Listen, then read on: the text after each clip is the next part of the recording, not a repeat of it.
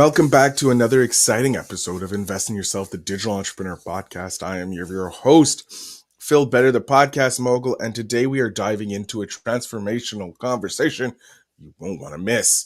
Imagine being stuck in your business, feeling unfulfilled, despite your drive and creativity. Now imagine having the tools to break through mental blocks, align with your true self, and start magnetically attracting the clients, money, and opportunities you've always been dreaming of. Well, that's exactly what our guest today specializes in. She is a visionary coach who's revolutionizing the way women entrepreneurs, compassionate coaches, and creatives take charge of their lives and business. With her signature blend of deep emotional work and creative brand strategy, she's helping motivate individuals to unlock their full potential and turn stuck into unstoppable. Ladies and gentlemen, get ready to be inspired by the incredible Cohn. Casey, thank you so much for being here.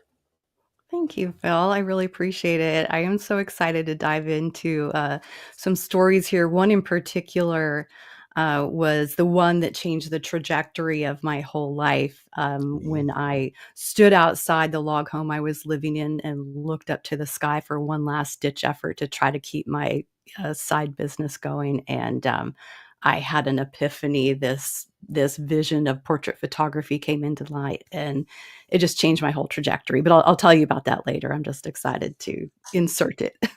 I love when my guest teases these amazing stories that they're going to share, because it means I get to jump right into it, and I'm just like a child on Christmas.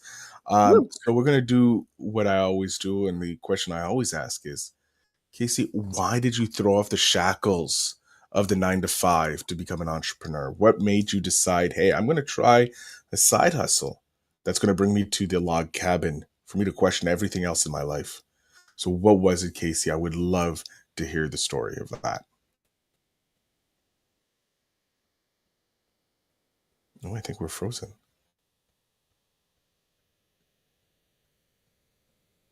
Wait, Casey, are you there?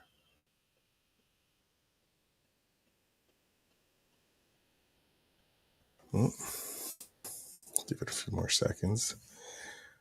Casey, if you can hear me, you are currently frozen.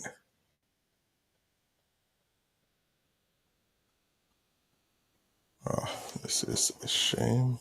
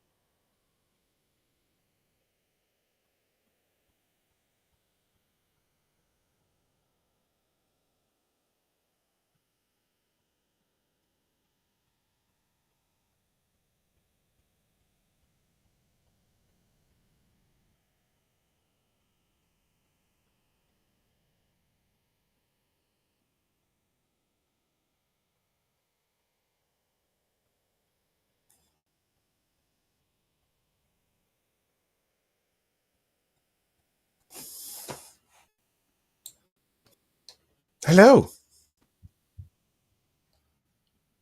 Hey, I know what happened. No worries, no worries. Are Can you you hear me okay?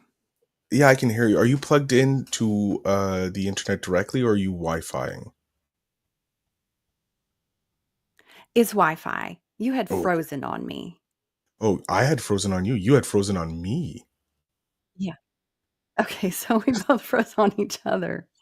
So no worries. We can jump right back into it. Okay. Um, So, Casey, why did you start to become an entrepreneur? What made you decide to become throw off the shackles of the 9 to 5 to join us here in the wild west of entrepreneurship?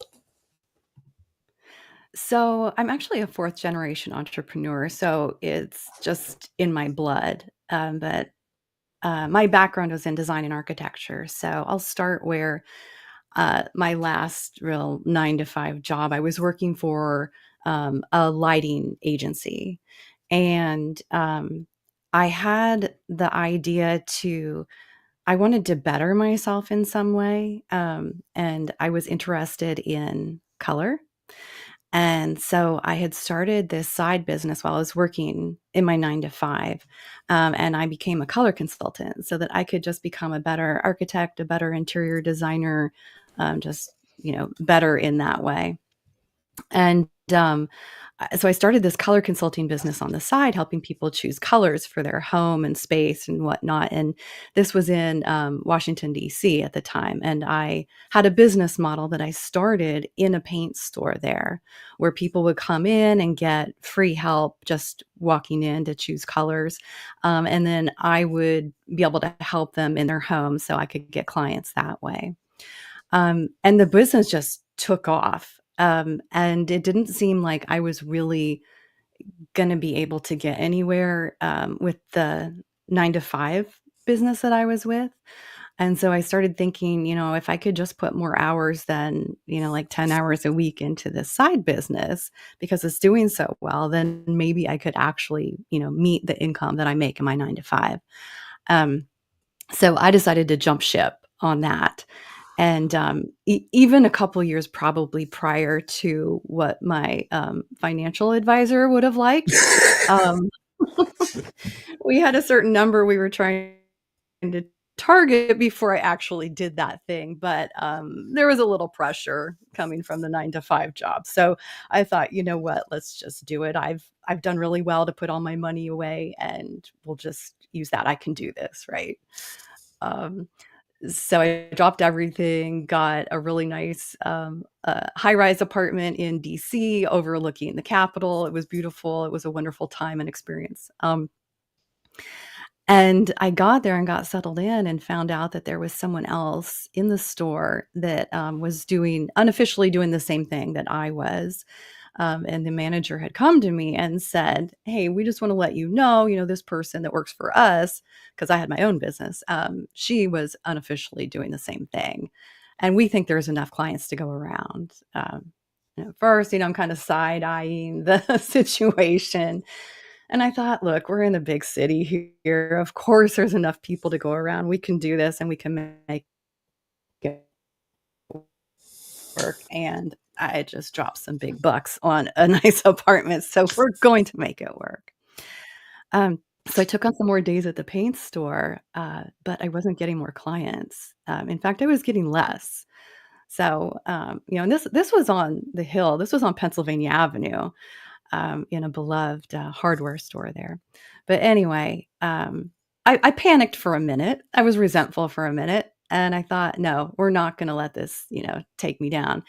And I decided to go out to the suburbs and find a paint store out there, and so just to expand, my audience. And so I went in there and took that model there, and I was still running the one in DC. And things were going really well. Fast forward a couple years, and I swear I woke up one day and I had this business model inside 6 paint stores. I had 6 color consultants who I had trained to do what I was doing in the stores and in home, and I had hit 6 figures. Like, I didn't even realize where I was because things had picked up and were moving so quickly, and there was just such high demand. Um, really was a dream situation. Um until it wasn't, managing people, I don't have you had the opportunity to manage others in I your line of have, work? but not it under my business. Like I was a supervisor for when I was in the corporate Oh, world, So I did manage people, but I didn't have the pressure that, oh, if they don't perform, I lose money. It's this big corporation that loses money, so that's fine. But I can Yeah, understand the stress when it's your business, because it is for stressful just sure. just regularly managing people's life and personalities when it comes to Yeah, people. yeah. It wasn't something that I had really had much experience with. So, if they sometimes they might, get sick or not call in, and then the paint store is left without someone, and they didn't notify me, and so then it makes me look really bad. Or the paint stores are really concerned about how my, color consultants are dressing. Are they meeting a certain dress code? Or if we left something out on the table there that they didn't like, there was just all these things coming at me. Um, in addition to making sure that the business ran well. So I decided to kind of get away and take a little weekend trip away with a friend and went to the mountains. And the drive there was just incredible because I mean you're going from the city and you're going down a highway where there's green rolling hills on either side of you, and in front of you, you almost look like you're gonna just start driving over them. It's the most beautiful route, um, on the way to, like, the Shenandoah Mountains, if you're familiar with that area in, Virginia. But, it was so beautiful, I felt like, Julie Andrews is just gonna come over the mountains singing "The Hills Are Alive" or something. I can And, picture it now. A whole film uh crew, the Julie Andrews bit, and you're just like, yeah. wait, did I go back in time? Yeah. No, I mean, it really exported me. It was I mean, I instantly just decompressed. I mean, sometimes you don't know how much different life is until you walk through something completely different. You force yourself or you just happen to be there. So this was one of those moments that I did not realize what it was like being in the city and how stressful it really was because you pick up on the energy and the highways and the roads there, you can just feel like everyone's trying to get their kids to soccer or, there's a lot of attorneys there. Everybody's really working and it's highly charged. They're just zooming everywhere to try to get stuff done, including myself. But it was so peaceful just getting away to the mountains. And that made me realize I want more of this. I want more of the peace. So I was in a situation where I just packed up everything and I didn't quite burn my color consulting business down, but I left it to fend for itself. I thought if people want me to come back and consult for them, I will. And that has worked ever since. Um, I have had, repeat clients where I could go back and help them. But my goal do next, which was actually to continue my schooling and get my master's in my field somehow. And I chose construction management. And I really was pushing myself to do that then because I wanted to get that done before my parents started aging more, where I might want to pick up and, move and be with them to help them out temporarily. So I started down that road and got into my schooling when I actually got a call that my mom had collapsed. And so I really, didn't get through my schooling. It was online schooling that I was doing in construction management, and, I wasn't able to get to her to be with her, before she passed away. I was in Virginia, and she was in Colorado, and, I wasn't sure that, I could really get there before she passed, but she did, and the really it was really sad. We were very close, and she was almost 81, so it's to be expected. But the hard part for me was that she had just moved into a living facility, Phil. She was just had her eye on this place for 10 years, and we didn't think it was gonna happen for even another year, but it did. She got right in, and, she only had the chance to be there for 10 days before she passed. Oh. And the hard thing about it was, yeah, it was her dream to be there. Her best friend had already been living there for almost a decade, was, like, known as the mayor of the whole facility, you know? Oh, And, it was her best friend of 50 years. She just so happened to get a room, like, in a, I don't know, 200-room facility right next door to her. I mean, all these things were lining up. It wasn't just her dream, it was that she could be with her best friend and have this, yeah, this last chapter in her life and look forward to all of the, all the activities and things I could do there. So, it was a mixture of just feeling so distraught, so sad, but just also just pissed off that, like, it isn't fair that she didn't get to live out, her dream. Yeah, we're glad she made it there, but, I was really upset.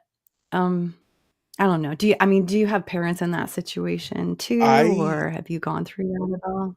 I haven't I don't have parents yet in that situation. Yeah, However, it's we're within a decade of them getting to the 80s and possibly, moving into a house or a retirement place, and I don't know how I would react. Like your mom hit her goal of, she got into, like you said, this 200 place facility where it's like community with her best friend who's the mayor. She's like right next door, like perfect, perfect, perfect. And then just 10 days of this perfect life of living her dream and then losing. I look, I don't want to even think about losing my parents. So yeah, I can only like fathom the pain that you went through and the turmoil you went through. Not only like you're like, I'm leaving your business that you're like, okay, I'm shutting down, not shutting down, but like, stepping away from. So you're healing from that. And then all of a sudden you get these news, that news. My God, I don't know how I yeah, would react. yeah. Yeah, I mean, you never really do. These are things that, of course, we can't predict, but we know are coming. So, I walked on from that, and I also told myself that I am going to be very grateful for all the time that I had with her. I am not going to get lost in mourning and, with things that could have happened. I just didn't wanna live my life like that. I wanted to be really grateful and have, wonderful thoughts about her. But of course, grieving is natural. So I spent a couple of weeks watching Netflix for a while over Christmas time, but, um and that's okay. So I did finish my degree, so I was, grateful I could stay focused and did that. And, I had learned later in life, I kind of remembered that my mom said she wanted to be an interior designer. This was only something I learned later in life, but she never, went for that career. She decided to have a family, and I'm so grateful for that too, that, I she am got to too raise us. because we're having this conversation. So hats off to mom for Yeah. maybe not getting the dream of a interior designer, but allowing us to have this conversation. Right, thank you, that's awesome, we'll send that off to her. So, um, I, I thought, she didn't get to have her dream career in life, and she only got to live the other dream, for 10 days, and I thought, gosh, if she had only had someone like myself. So I'm a visionary coach, and I help women entrepreneurs, see their vision and make it a reality, and if she had had someone like me early on to help her, I mean, I don't know what her challenges were then, but if they were to have a family and a career, you know, maybe that could have helped her. But I was also trying different, business ideas that I could launch, just because I quickly started realizing that although I finished getting my master's in construction management, the pay for that was gonna be the same of what I did in my, color consulting business, and I just thought, "Look, it'll take me 80 hours, in a construction job to get where I wanna go," and I'd rather just have the freedom of my own schedule, my own time, and what I wanna do. So I started coaching people. I mean, I have a background in psychology. I was a trainer as a crisis center, counselor way back when I was getting my degree in psychology. So I started, coaching, women entrepreneurs in all these different areas, some intuitive ones. I did some, intuitive color readings. I did some creative, card readings for people, and it was getting amazing, amazing results, but I just wasn't very excited about doing it, and that's the thing. Whatever I was gonna do next, I wanted to be really fulfilled with it. I didn't wanna be stuck at a 9 to 5 I didn't like. I didn't want to go into a career that I didn't like anymore. Uh, those were the requirements. And that is so that here's how it worked.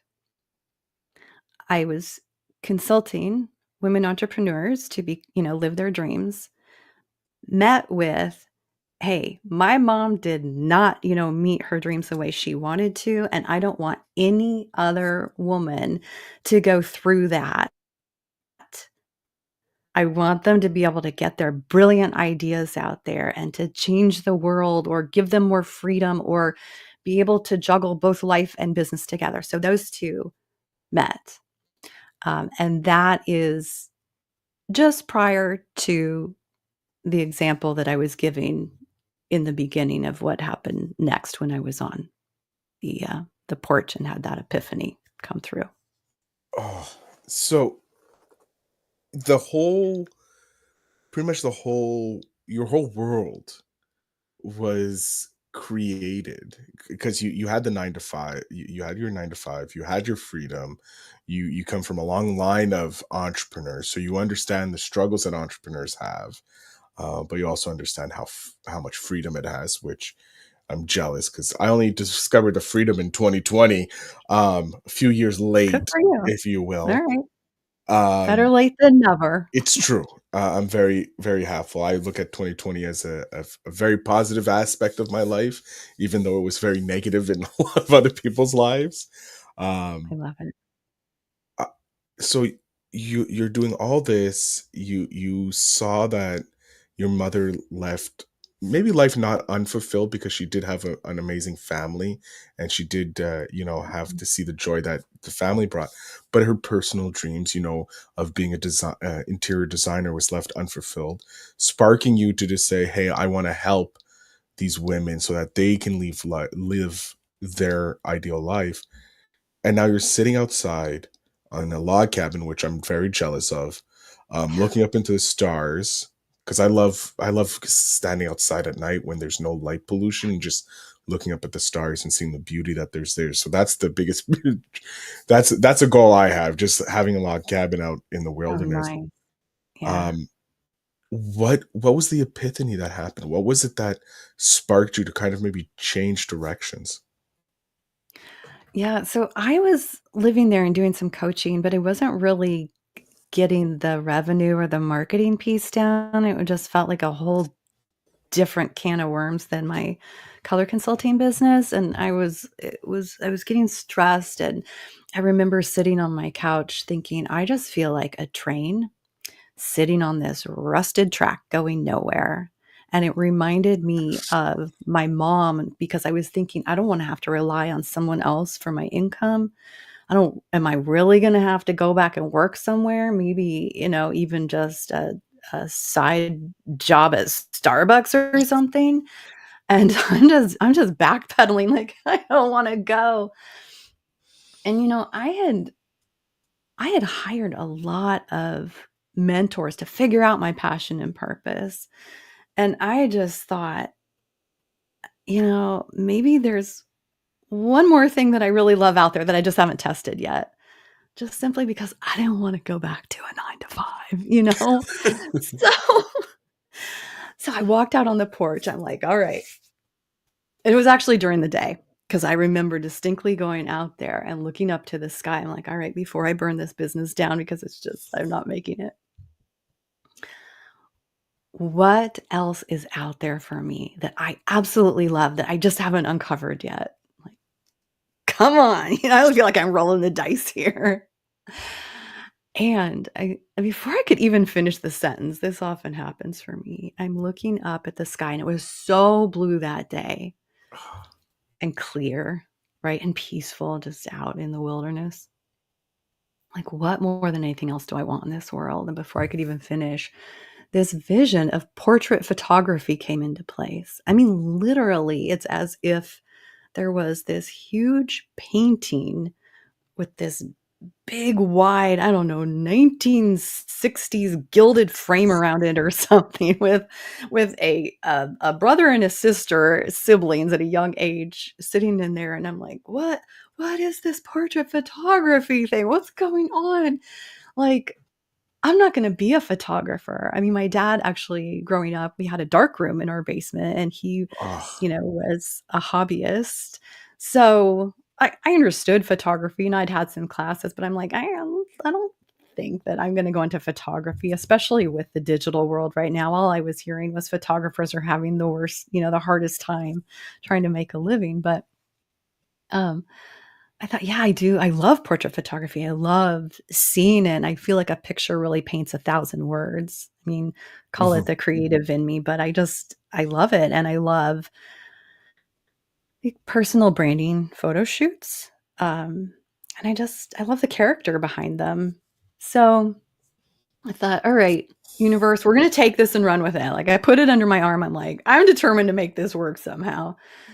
So I gave it some thought over the next few days and I was thinking about how when I go online and I'm looking, scrolling through social media, and it's really easy for me to see when like one of the women entrepreneurs that I might be helping or that I see out there in the industry, whatever they're putting out there doesn't seem to match them. It's like I can feel it in my body, or I can just intuitively feel it. Or if they're posting a picture, they're doing a live or something, I can sense when something isn't aligning and it's not helping them and that maybe they're struggling with it. And I just thought, oh, I want to reach through the screen and just be like, I can help you with this. I felt like I understand human behavior really well. And I just intuitively know, how to create a project or how to guide it, creatively to get them, in a place where what they're putting out there matches, who they are and what their message is. So what I did was I took that idea and this thing that I have about me and put those together. And I came up with what I call the therapeutic photo shoot method. Ooh, You what you got is me that? peaked up.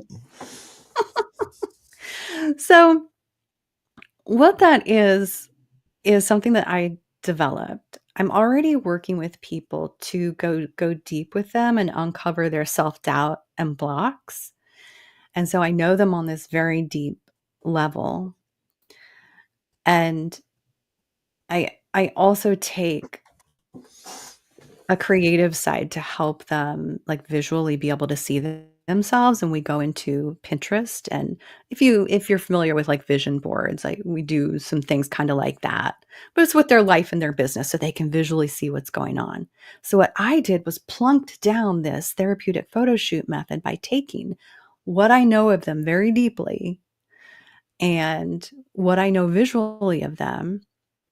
And I had them go into Pinterest to look up some like photo shoot images that matched all of this that we've been working with. And I told them, okay, now you're going to go out and you're going to have a photo shoot that's based on everything we know about you and everything we see in these visuals.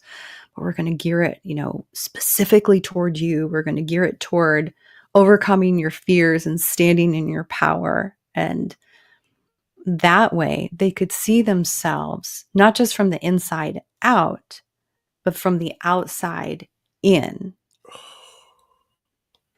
Yeah. So, and the really cool thing that happened from that is they started taking selfies of themselves and used that as their photo shoot. One person just went into Canva and took existing pictures that she already had and did these really incredible things with them and put these empowering words under them. And it just gave me chills when I saw these things, because it was making them feel really empowered, that they could see themselves from the outside. Because when do we ever really get the chance to do that? So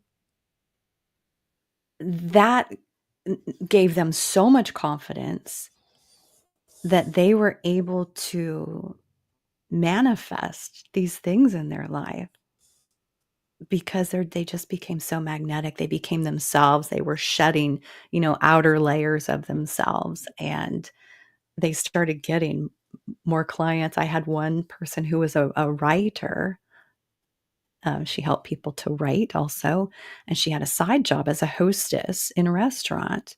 And once we started working together, suddenly people started tipping her in a non-tipping position out of nowhere. She'd get on the calls and she's pulling envelopes out of her bag. She's like, "Oh, here's one more. Look, somebody else gave me money."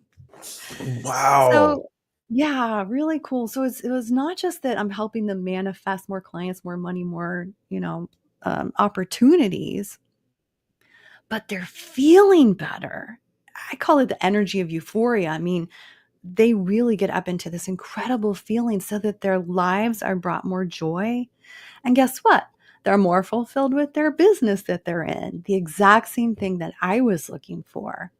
And now I was able to bring that to them. And today, Phil, still, even years later, they come back to me every few months and they tell me, "Guess what? I'm doing this thing and this thing." And you can just feel the energy is lit up in them from within.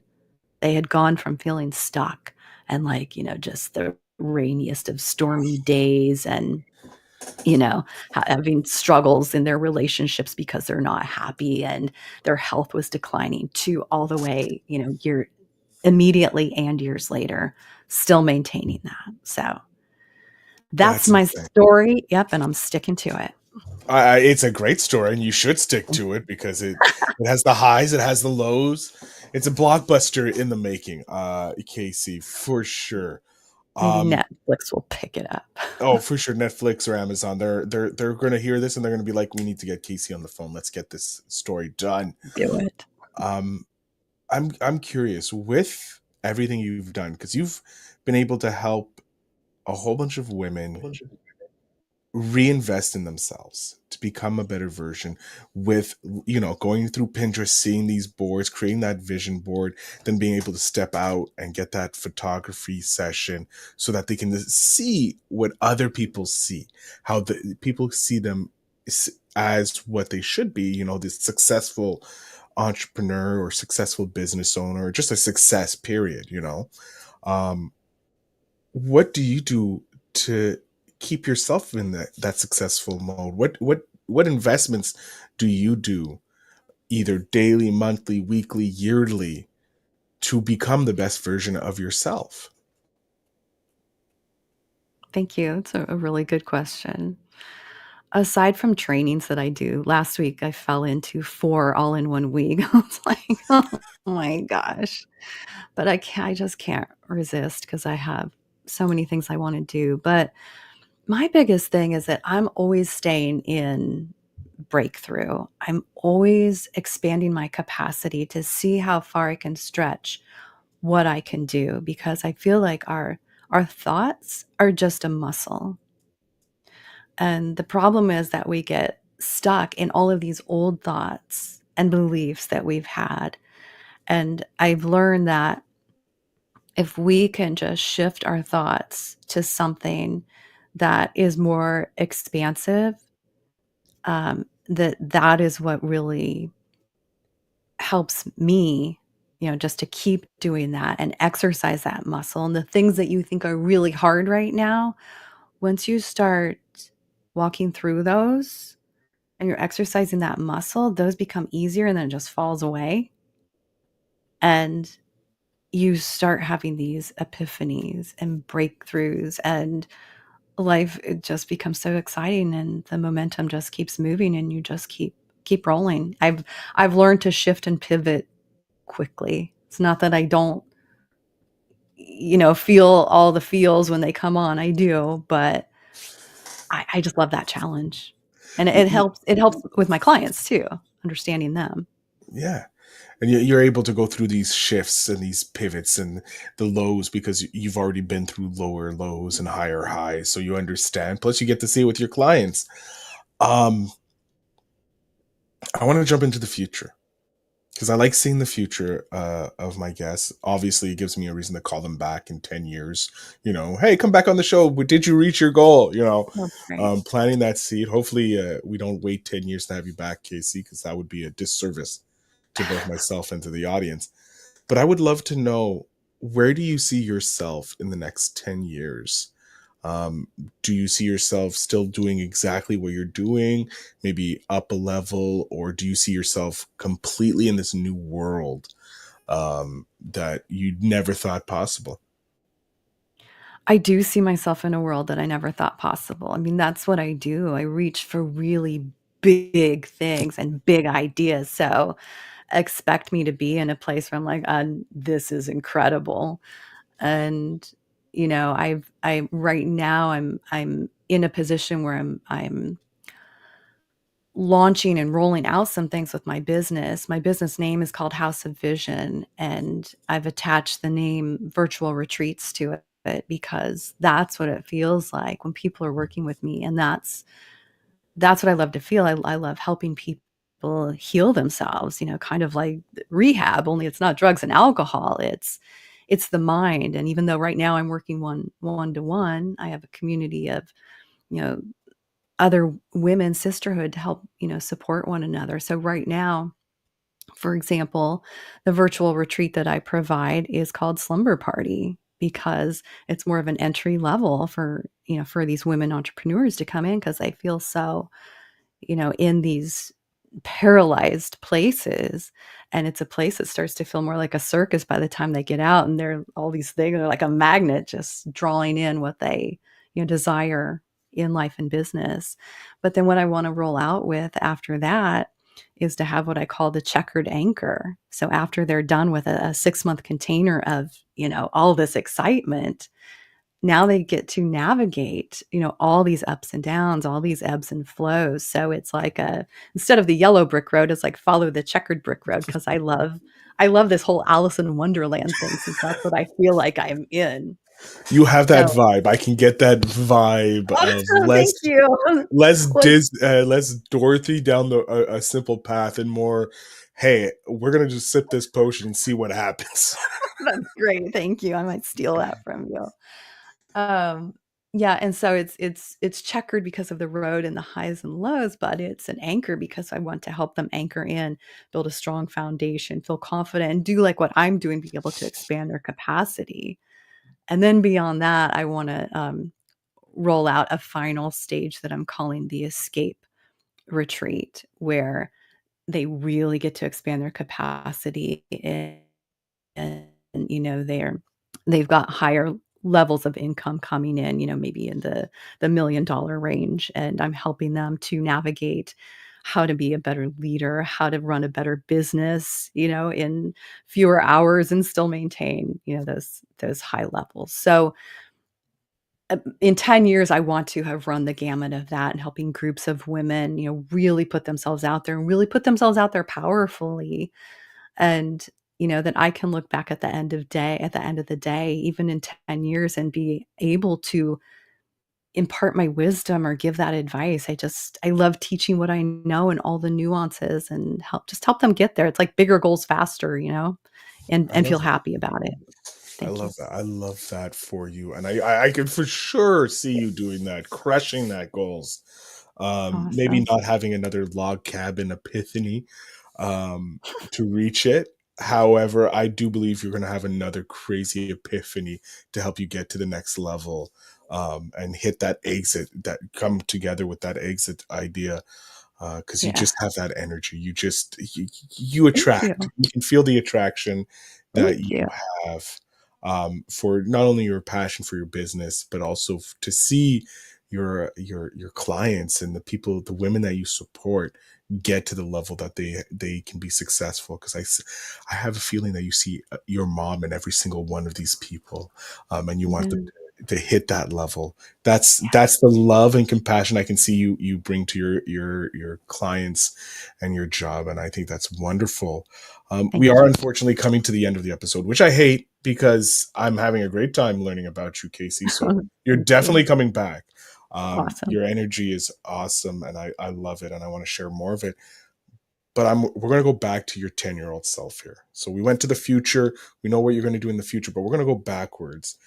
And I want you to share with the audience a piece of advice you would love to be able to hand back to that 10-year-old Casey who was looking up at the stars late at night and wondering what she was going to do with her life. What is that advice? Yeah, I would say whatever you're dreaming of right now, stick with that. Hold on to that. Those are the seeds that you're planting for the future. I mean, things are gonna change massively, but always remember that 10-year-old self.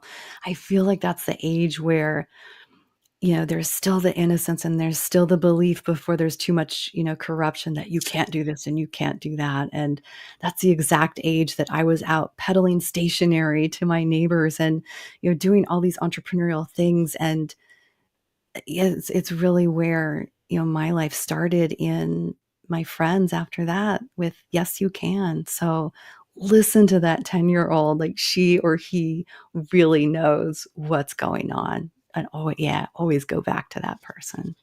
I love it. That's some great advice Thank for both 10-year-olds and us 40, 50, 60-year-old entrepreneurs. you. Need to Absolutely. remember that child inside of us and the love and the joy that we have. Uh, Casey, I'm going to jump off the stage here. I want you to tell my audience where they can connect with you. If there's any women who are looking to get more empowered for their vision of the future or of their business, how they can become part of your community. So the floor is yours. Thank you. Right now, they can reach out. They can find me on LinkedIn. My name is spelled with the letter K, the letter C. The last name is Cohn. And I'm also on Facebook and most of the socials. You can find me there or with House of Vision. I also have a special gift for your listeners. I want to leave them with a gift. It's a exercise that I developed called the Why You method.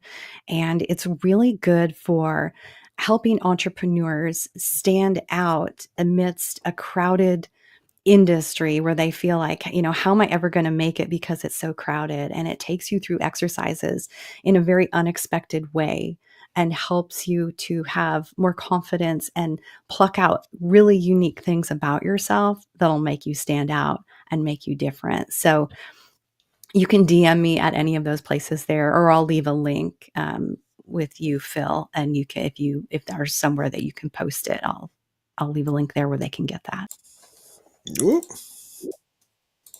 wrong button. Casey, of course, I'm going to be more than happy to share that with my audience. They need it. So I want to thank you very much for being on the podcast. It was a pleasure having you, learning about your epiphany. You left a great hook point at the beginning. I don't even have to do work anymore to figure out, because that just hook point you with your intro was amazing. So thank you so much for being here. You're welcome. Thank you, Phil. Oh, it was a pleasure having you, Casey, and I'm looking forward to having you in the future. To my audience, of course, to get that free gift from Casey, if you just look down on your phone in the show notes, there's going to be all the links to be a part of Casey's community, her LinkedIn, her Facebook, her Instagram, all those fun things, and get your free gift by just simply looking in the show notes down below. I want to thank you very much for listening, Casey. I want to thank you very much again for being here. It was an absolute pleasure to chat with you and hear your story. And to my audience, as I always say, remember to invest in yourself.